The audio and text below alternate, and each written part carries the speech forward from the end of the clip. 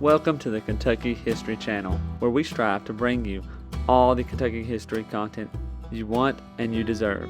Kentucky is a part of all of us, and we plan on covering all the history we can, from Pike County to Fulton County, from Louisville to Harlan. Here on our YouTube channel, you can find many videos dedicated to different events, people, governors, and places in Kentucky. There's something for everybody.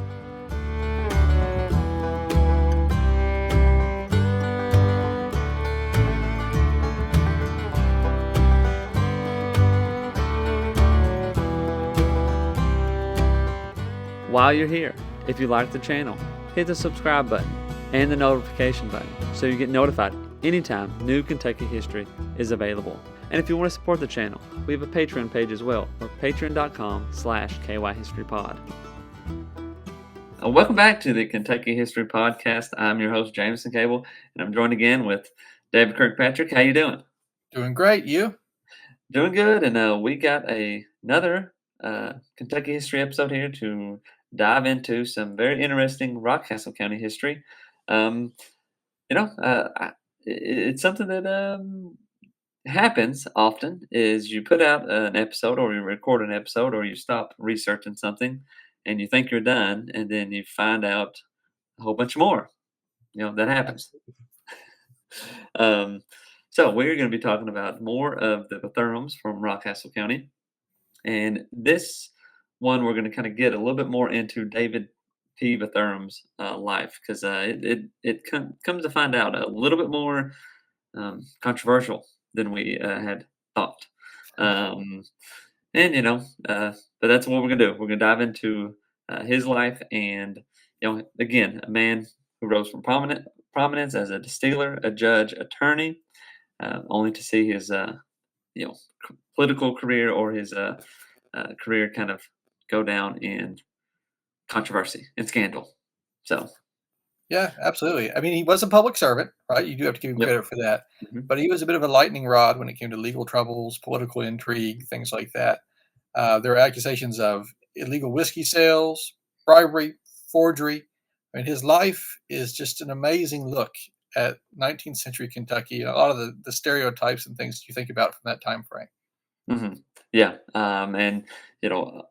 most of this information that we kind of got here or talking about is from the Mount Vernon Signal, which is in Mount Vernon, Kentucky, the Interior Journal, which is Stamford, Kentucky, the Climax, which was in Richmond, Kentucky, and then the Daily Public Ledger, which comes from Maysville, Kentucky. These sources give us kind of the firsthand account of all these controversies that surrounded the Bethurum throughout his career. And, a lot of these sources you can get if you got newspaper.com, some of those other researching sites, loads of different things you can get access to if you want to check them out. Absolutely. And if you missed the last episode, we really talked about the Bethurum family that lays sort of the foundation for this episode. So their rise to prominence from Benjamin Bethurum Sr., who was an Irish immigrant, and I think you mentioned earlier, and an early Kentucky settler, all the way to Judge Leonard Bethurum and his brother, Burgess James, who left their marks on Kentucky's political and legal history in ways that very few have. Yeah, and don't worry if you missed it. We'll revisit key points to kind of give you the full picture of the Bethurum family's legacy. For returning listeners, you're in for even more twists and turns because this is it's going to get interesting, needless to say. So let's start with the raid on. We're going to start with the raid on the distillery in 1886.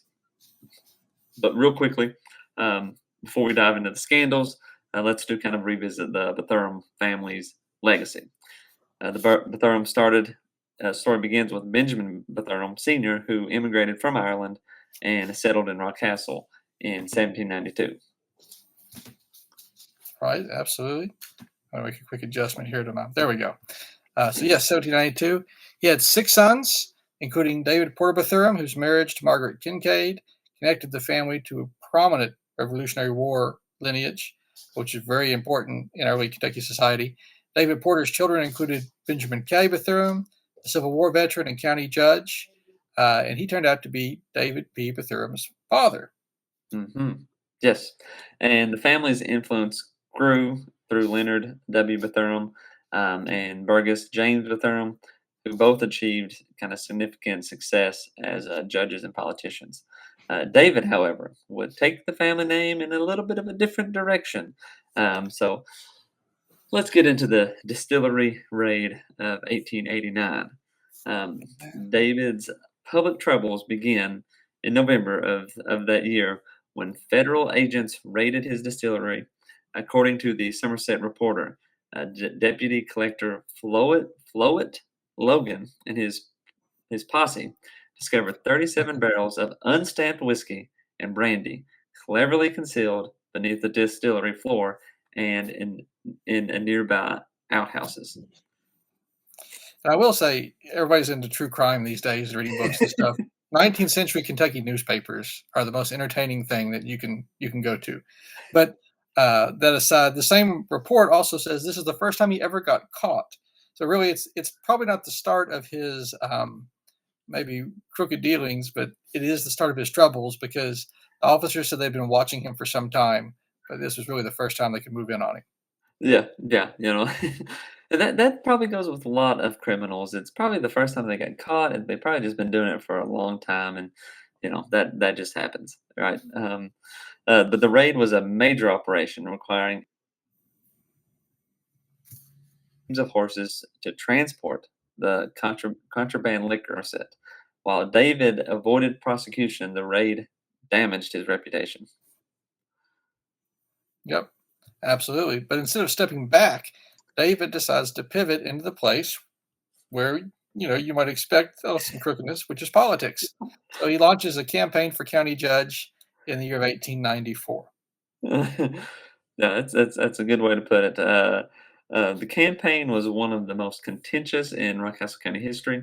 The Mount Vernon Signal described him as a man that has been running a distillery for the last 5 years and had about 22 indictments against him last court for the unlawful selling of whiskey. And again, the Bethurums had a pretty prominent um, uh, a name at the time. Um, but even you think about the newspaper, county newspaper. Uh, you know, they're gonna maybe be a little biased or one sided, but at this point, I believe David had lost that support. Yeah, yeah, I think that's true, and you can kind of tell it. Maybe they were not exaggerating, but it also quotes the paper as saying, "It has been said that more whiskey was given away during the last week than ever before in the history of this county," and that's saying something. No, I'll ask this question too because it just popped in my head.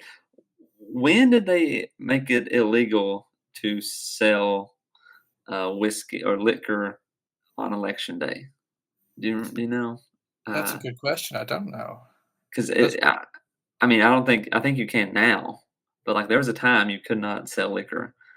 Or maybe I don't know, maybe you can't now, I don't know. I Yeah, I think they're usually dark in the stores. I'll have to look that up. I should know that. Yeah, well, I mean, and this is part of the reason, man, like, back in the day, people would roll in and just, get hammered, fight, and everything else at the election, your election place, your, precinct there, and, eventually, yeah, it got banned. Well, I Yep. mean, prohibition happened too, so all that stuff, but, um, surprise, surprise, despite all the allegations, David won the re-election or won the election.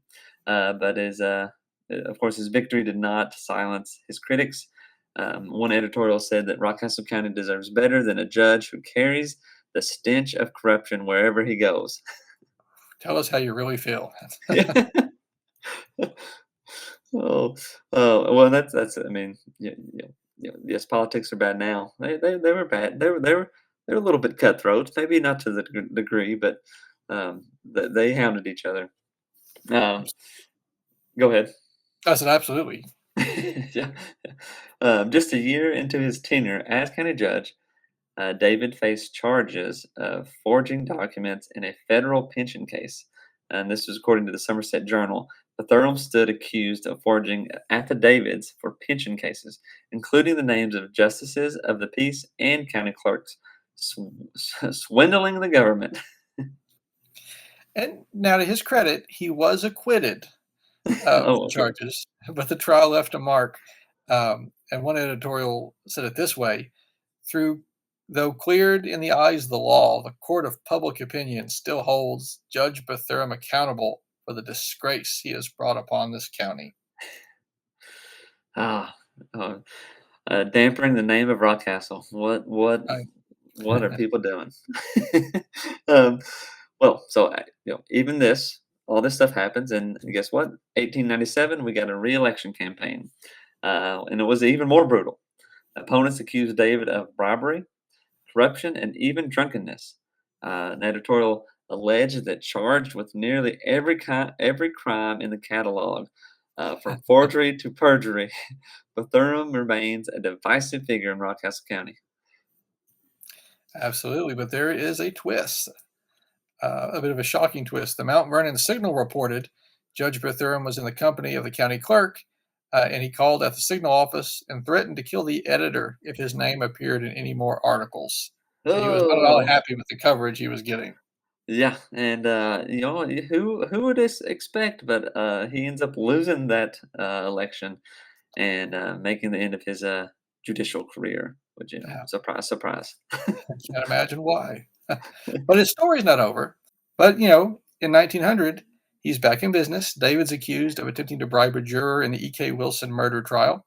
The juror's name was Elisha Bullock, and they stated that Bethurum approached them near the Old Brick Hotel, offered them a drink of liquor, and promised $100. This is 1900, so that's pretty Mhm. good. $100 if they would if he would stick it to them in the trial of E.K. Wilson, who was charged with murder. Um, so yeah, he's up to his old tricks. Yeah, yeah. Again, though, he was acquitted, and the Daily Public Ledger noted that the shadow of bribery will forever tarnish the name of David P. Bethurum. Yeah, and David's story is a fascinating one because it's a blend of ambition and scandal. His career highlights the complexities of power and the challenges of maintaining integrity in public office, especially in 19th century Kentucky. Yeah. It's a stark contrast to the successes of Leonard and Burgess Bethurum, and it adds kind of this. I mean, just basically like this other dimension of the Bethurum family legacy. Triumph, tragedy, controversy. It's all there. And as we said earlier, if you haven't already, we encourage you to listen to our first episode for a full picture of the family's rise and fall because, a lot of good came out of the Bethurum family. Yeah. And I mean, they were prominent figures in Rockcastle County history, and it just there's a lot going on. I mean, you have the courthouse burning, other things, and maybe I'm sure as soon as we record this and wrap it up, we'll find some more information about another Bethurum controversy or a descendant that played a big role in um, Rockcastle County's history, which we've covered a lot of Rockcastle County history as well. Had Langford's the Bethurum previous episode, so we're really digging into the old hometown, I guess. Absolutely. Yeah, And we appreciate everyone joining us to hear about David B. Bethurum. If you enjoyed this episode, also don't forget to subscribe, share, and leave a review. We'd love to hear your thoughts on the channel. yeah. Anything else, David, before we log off? I think that covers it. I'm afraid to say too much more about David P. Bethurum after he threatened the newspaper editor. I mean, there could be, I don't know if Retribution. that's right. Yeah. Well, I know this one was probably a little bit shorter, but it was some good information. Of course, if we had this information before, would have put it in the first episode, but that's just the way it goes. So, thank you all for listening, and we'll see you next time. Take care. Welcome to the Kentucky History Channel, where we strive to bring you all the Kentucky history content you want and you deserve. Kentucky is a part of all of us, and we plan on covering all the history we can, from Pike County to Fulton County, from Louisville to Harlan. Here on our YouTube channel, you can find many videos dedicated to different events, people, governors, and places in Kentucky. There's something for everybody.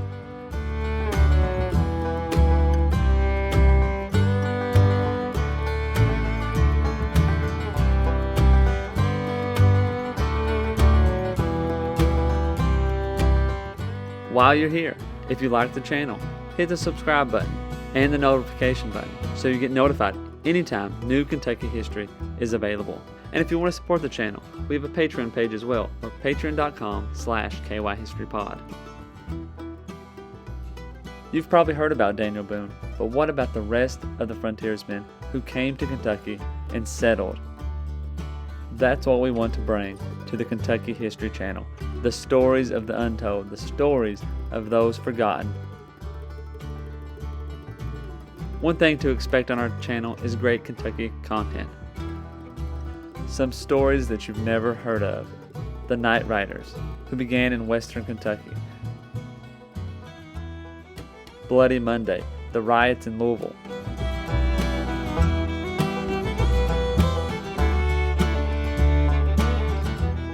The assassination of Governor Goebel, the only governor ever assassinated in the United States. Stories from all over Kentucky, stories that are unforgettable once you've heard them. You can find out who counties in Kentucky are named after and how your county got started. From beginning to end, we plan to document every county in Kentucky, all 120. Reach out to us on all of our social media platforms, Twitter, Facebook, and Instagram. And also leave a comment on one of our YouTube videos. You can also check out our podcast episodes. You can subscribe to our podcast on Apple Podcasts, Spotify, iHeartRadio, and many more.